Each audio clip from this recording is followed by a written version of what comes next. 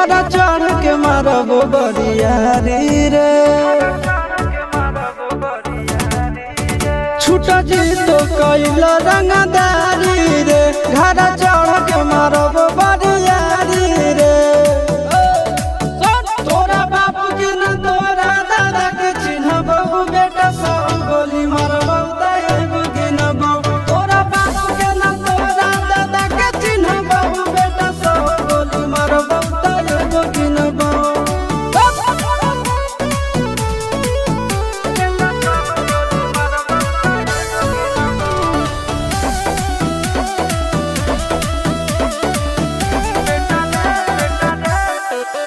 बेटा रे काटा से ठोक देबौ चिमनी के भाठा में झोंक देबौ देखबौ कवन बाप बचैतौ तोरा प्रशासन के गाड़ी भी रोक देबौ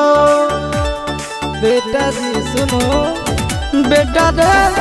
काटा से ठोक देबौ चिमनी के भाठा में झोंक देबौ देखबौ कवन बाप बचैतौ तोरा प्रशासन के गाड़ी भी रोक देबौ तोरा जैसन के हम खड़े खड़े गिनबौ बेटा सब गोली मारबौ तैगो गिनबौ तोरा बाप के न तोरा दादा के चिन्हबौ बेटा सब गोली मारबौ तैगो गिनबौ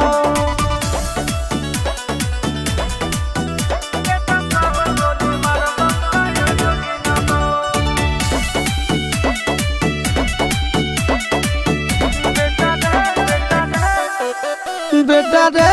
दौड़ा के बाजार में मारबौ गोली तोर कपार में रंगदारी जे करभी बिहार में गड़ देबौ गंगा जी किनार में इतना मार पड़तो न बेटा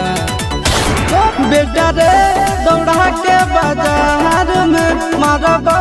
गोली तोर कपार में रंगदारी जे करभी बिहार में गड़ देबौ गंगा जी किनार में कहो चिंटू आशीष के कारण सुनबौ बेटा सब गोली मारबौ तैगो गिनबौ तोरा बाप के न तोरा दादा के चिन्हबौ बेटा सब गोली मारबौ तैगो गिनबौ मारत मारत पिछुआरा लाल कर दे बेटा ध्यान से बाप इधर है।